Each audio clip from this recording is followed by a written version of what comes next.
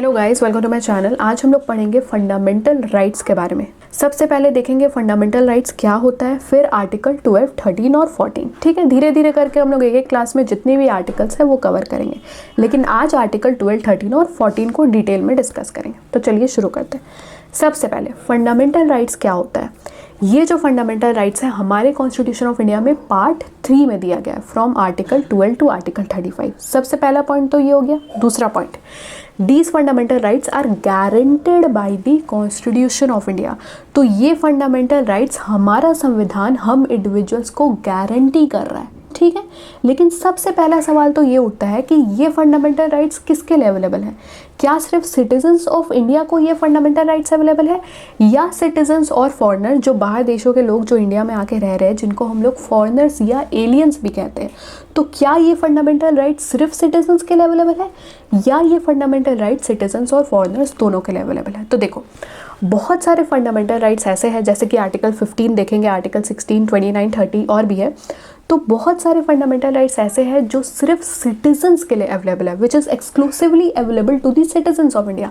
लेकिन बहुत सारे फंडामेंटल राइट्स ऐसे भी है which is available to both, that is citizens and foreigners. ठीक है, तो ये जो मिसकंसेप्शन है that fundamental rights are available only to the citizens of India, ये गलत है। ठीक है, चलो, तो ये फंडामेंटल राइट्स हमारे संविधान द्वारा हम इंडिविजुअल्स को गारंटी किए गए हैं। But who is the guarantor of these fundamental rights. सिर्फ गारंटी करने से तो नहीं होगा, कोई गारंटर भी होना चाहिए। That means if our fundamental rights will be violated by someone, then who will take the responsibility of protecting our fundamental right? That is Supreme Court और High Court. Supreme Court और High Court को कहा जाता है as the guarantor, as the protector of fundamental rights. क्यों उनको guarantor कहा जाता है, क्यों उनको protector कहा जाता है? क्योंकि जब भी हमारा fundamental rights violate होगा, we can directly go to the Supreme Court and High Court and file a writ petition. देखो, मान लो कोई सिविल केस, कोई भी जैसे सिविल केस ले लो, आप प्रॉपर्टी डिस्प्यूट ले लो, डाइवोर्स केस ले लो, क्या आप डायरेक्टली सुप्रीम कोर्ट और हाई कोर्ट जाके केस फाइल कर सकते हो? नहीं कर सकते, पहले आपको डिस्ट्रिक्ट कोर्ट जाना होगा। ठीक है, लेकिन सिर्फ फंडामेंटल राइट्स के केस में you can directly go to the supreme court और high court and file a writ petition. इसको बोलते हैं writ jurisdiction of supreme court. एक एग्जाम्पल लेते हैं, जैसे आर्टिकल 21 एक फंडामेंटल राइट है।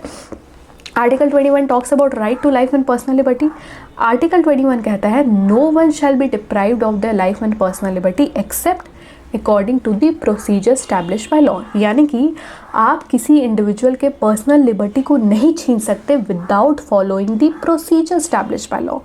अब मान लो कल पुलिस मेरे घर आई और मुझे अरेस्ट करके ले गई, लेकिन पुलिस के पास मेरे खिलाफ कोई अरेस्ट वारंट नहीं था, कोई एफआईआर फाइल नहीं किया गया था। पुलिस ने मेरे नियर एंड डियर वंस को, मेरे फैमिली मेम्बर्स को इन्फॉर्म नहीं किया, मेरे फ्रेंड्स को इन्फॉर्म नहीं किया, मुझे अरेस्ट करके ले गई। पुलिस ने मुझे प्रोड्यूस नहीं किया before the nearest magistrate with in 24 hours. मतलब कि पुलिस ने procedure establish by law follow नहीं किया और मेरे पर्सनल लिबर्टी को छीन लिया, मुझे अरेस्ट कर लिया, मुझे डिटेन कर लिया। That means my article 21, my fundamental right is violated.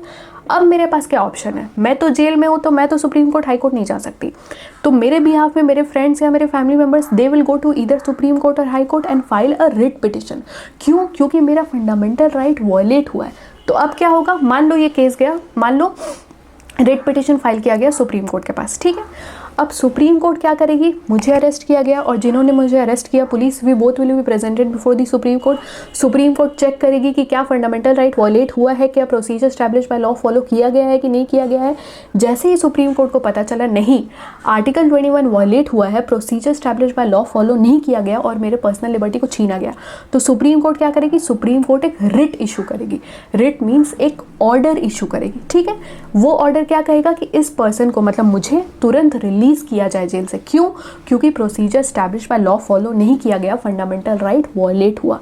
इसीलिए सुप्रीम कोर्ट और हाई कोर्ट को कहा जाता है एज द गारंटर और the defender of fundamental rights, because they take the responsibility of protecting our fundamental rights. जब भी हमारा फंडामेंटल राइट्स वॉयलेट होगा, we can directly go to the supreme court and high court and file a writ petition. इसको बोलते हैं writ jurisdiction of supreme court और high court. ठीक है, इसीलिए फंडामेंटल राइट्स को कहा जाता है जस्टिसिएबल इन नेचर। जस्टिसिएबल का मतलब यही होता है कि जब भी हमारा फंडामेंटल राइट्स वॉयलेट होगा, we can directly approach supreme court and high court. ठीक है, चलो, अब ये जो फंडामेंटल राइट्स है, these are the rights which are, these rights are putting obligations on the state. So these fundamental rights are negative obligations on the state. इसका मतलब क्या है, देखो ये फंडामेंटल राइट्स आगे हम पढ़ेंगे, ये फंडामेंटल राइट्स स्टेट को कह रहे हैं कि आपको क्या नहीं करना है। जैसे कि आर्टिकल 15 ले लो, state shall not discriminate on the basis of race, religion, caste, sex और प्लेस ऑफ बर्थ। आर्टिकल 21 एक फंडामेंटल राइट है, right to life and personal liberty. Article 21 कह रहा है state shall not deprive anyone of the life and personal liberty, state shall not derive equality, state shall not do this, state shall not do that. That means these fundamental rights are negative obligations on part of state. ये fundamental rights state को बता रहा है कि आपको क्या नहीं करना है, ठीक है। ये जो फंडामेंटल राइट्स का कॉन्सेप्ट है, ये इंडिया ने कौन सी कंट्री से अडॉप्ट किया, यूएसए से अडॉप्ट किया, अमेरिका से अडॉप्ट किया। लेकिन वहाँ पे इस फंडामेंटल राइट को क्या कहा जाता है, बिल ऑफ राइट्स कहा जाता है, ठीक है। अब ये फंडामेंटल राइट्स को फंडामेंटल राइट्स ही क्यों कहा जाता है, देखो these fundamental rights are called fundamental because these rights are basic in nature. मतलब कि जैसे हम इंडिविजुअल्स के बेसिक नीड है रोटी कपड़ा मकान, क्या हम इस बेसिक नीड के बिना सर्वाइव कर पाएंगे, बिल्कुल भी नहीं कर पाएंगे। इसी तरीके से ये जो फंडामेंटल राइट्स है, these are fundamental, these are basic in nature. इन राइट्स के बिना भी हमारा कोई महत्व नहीं है। कितने क्रूशियल राइट्स है आप देखो, right to life and personal liberty, right to equality, article 17 talks about abolition of untouchability. तो ये जो क्रूशियल राइट्स है, ये इतने इंपॉर्टेंट राइट्स है, these are fundamental, these are the basic rights which is necessary for overall growth of an individual. इसीलिए इस fundamental rights को फंडामेंटल कहा जा रहा है। एक तो ये रीजन हो गया। दूसरा रीजन, ये फंडामेंटल राइट्स गारंटी किसके द्वारा किए गए हैं, कॉन्स्टिट्यूशन ऑफ इंडिया के द्वारा किए गए हैं। और कॉन्स्टिट्यूशन ऑफ इंडिया को कहा जाता है as the fundamental law of the land, ठीक है। क्या कहा जाता है, fundamental law of the land, क्योंकि ये fundamental rights fundamental law of the land यानी कि कॉन्स्टिट्यूशन ऑफ इंडिया द्वारा गारंटी किए गए हैं, इसीलिए इन राइट्स को फंडामेंटल राइट्स कहा जा रहा है। तो क्या रीजन है, आपको समझ में आ गया। These fundamental rights are the basic rights which is necessary for overall development of an individual and these rights are guaranteed by the constitution of India which is called the fundamental law of the land. सब points आपको समझ में आ गया। सबसे पहला point मैंने आपको बताया, article 12 to article 35 part 3 of the constitution में दिया गया fundamental rights. These fundamental rights are justiciable in nature. These fundamental rights are negative obligations on part of the state.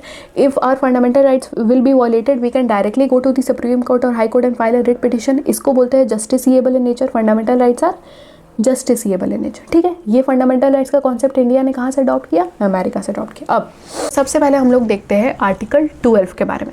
तो आर्टिकल 12 कोई राइट के बारे में बात नहीं कर रहा है। आर्टिकल 12 में डिफाइन किया गया है स्टेट को। यहाँ पे वो ज्योग्राफी वाले स्टेट की बात नहीं हो रही है, महाराष्ट्र, उड़ीसा, झारखंड, उसके बारे में बात नहीं हो रही है। यहाँ पे पॉलिटिकल डेफिनेशन ऑफ स्टेट की बात हो रही है। आगे हम लोग जो फंडामेंटल राइट्स पढ़ेंगे उसमें आप पढ़ोगे state shall not discriminate, state shall not deny equality, state shall not do this, state shall not do that. तो ये स्टेट क्या है, ये हमें सबसे पहले जानना होगा। तो देखो article 12 gives the definition of state. State includes the government of India and parliament of India, government and legislature of each of the states, any other local authority within India और under the control of the government of India. सबसे पहला point क्या है, state includes the government of India and the parliament of India. That means government at the level of the union. क्या president एक state है, हाँ। क्या prime minister एक स्टेट है, हाँ। Union council of minister state है, हाँ। कैग एक स्टेट है, सीबीआई एक स्टेट है, अटॉर्नी जनरल एक स्टेट है। ये कोई ऑर्गन ऑफ गवर्नमेंट, जैसे कि यूपीएससी ले लो, union public service commission state है, फिर national human right commission state है, election commission of India state है, parliament of India Lok Sabha Rajya Sabha state है, government and legislature of each of the state, that means government at the level of the state.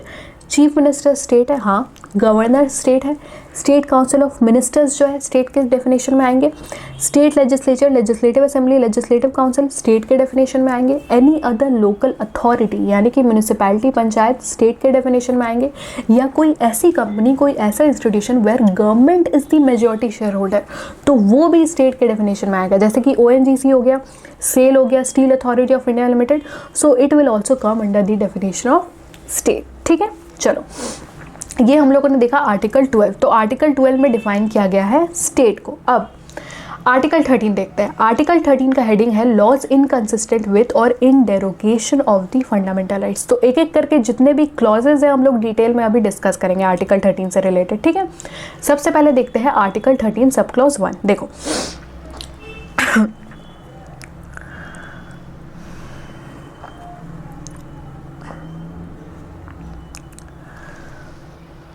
Sorry, तो article 13 sub clause 1 कह रहा है all laws in force in the territory of India immediately before the commencement of the constitution in so far they are inconsistent with the provisions of this part shall to the extent of such inconsistency be void. नहीं समझ में आया? देखो यहाँ पे कहा गया है all laws in force within the territory of India immediately before the commencement of the constitution. That means 1950 से पहले before the commencement of the constitution जो भी लॉज लागू किए गए थे, all the laws that were in force in operation before the commencement of the constitution, क्या वो लॉज 1950 के बाद भी कंटिन्यू होंगे? बिल्कुल कंटिन्यू होंगे। लेकिन अगर वो लॉज फंडामेंटल राइट के प्रोविजंस के खिलाफ है, if those laws are against the provisions of part 3, if those laws are against the provisions of fundamental rights of the constitution, then those laws will be declared as null and void by the supreme court. ठीक है, समझ में आया?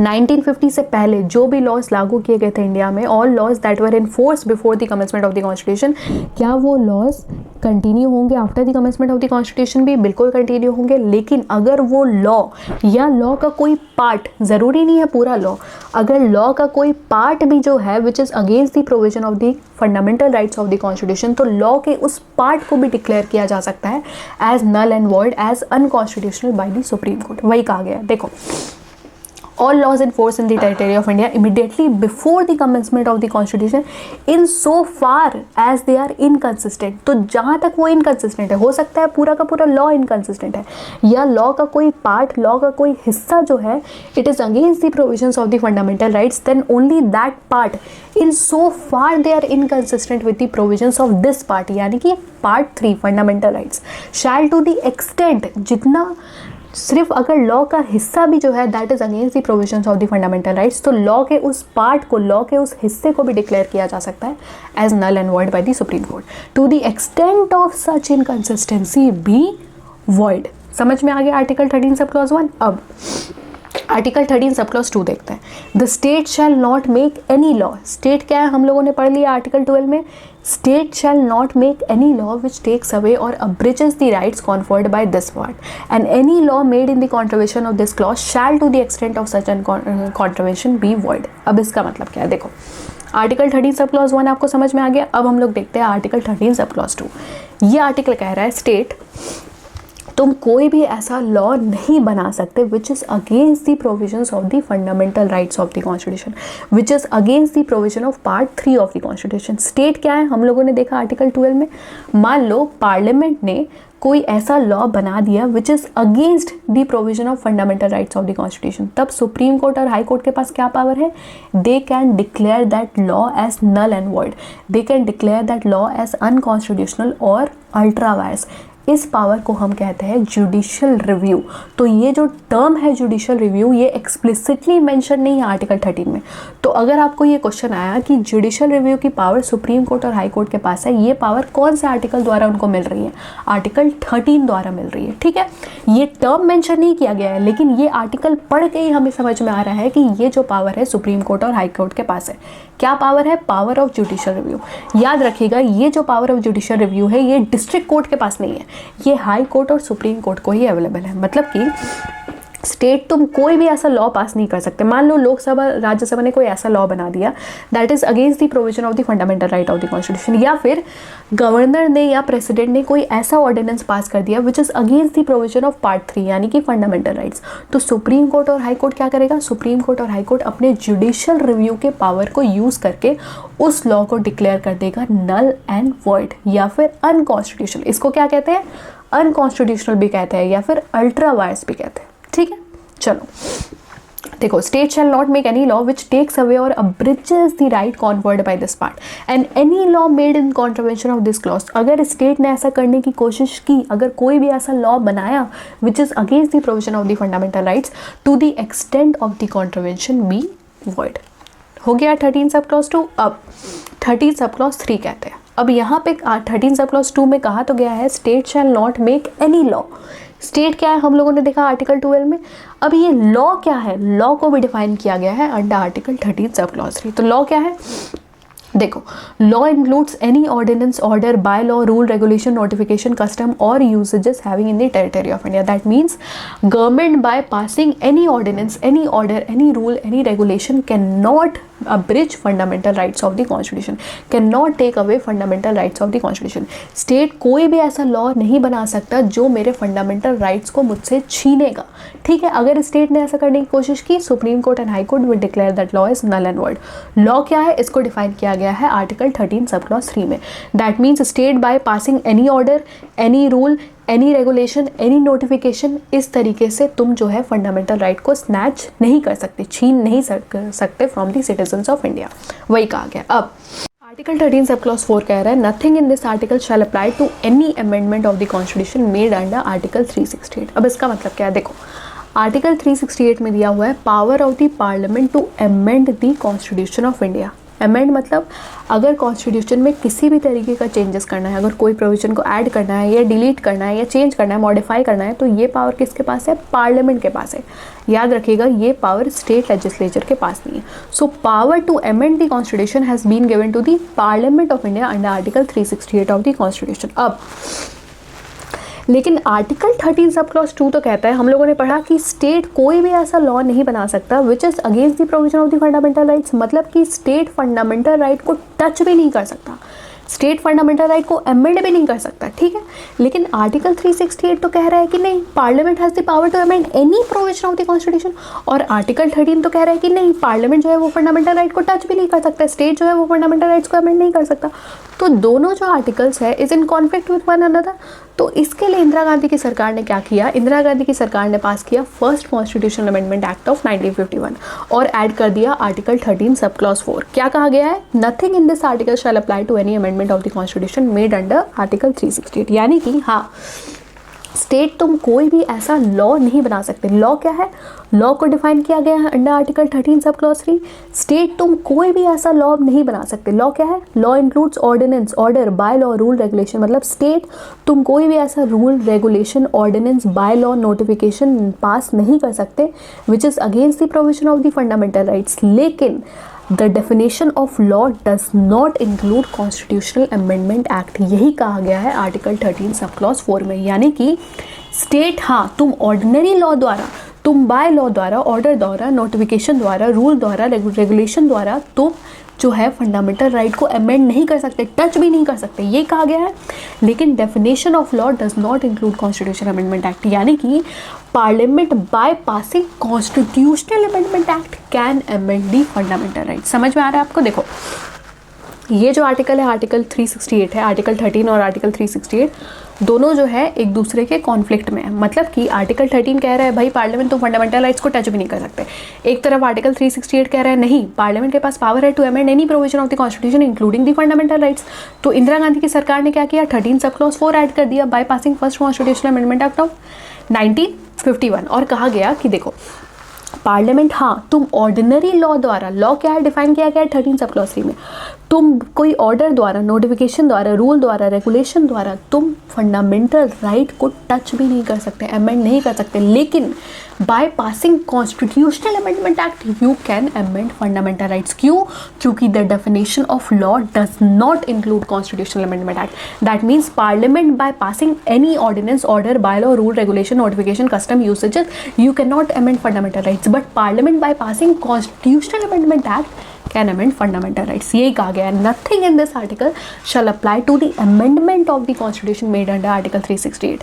और यही कहा गया supreme court द्वारा, the definition of law does not include constitutional amendment act. ठीक है, ये हम लोग करेंगे जब हम लोग basic structure of the constitution करेंगे, तो उसमें हम लोग पढ़ेंगे शंकरी प्रसाद केस हो गया, केशवानंदा भारती केस, तो आपको और क्लियर हो जाएगा. समझ में आ गया आपको. चलो, तो ये हम लोगों ने देखा आर्टिकल 13.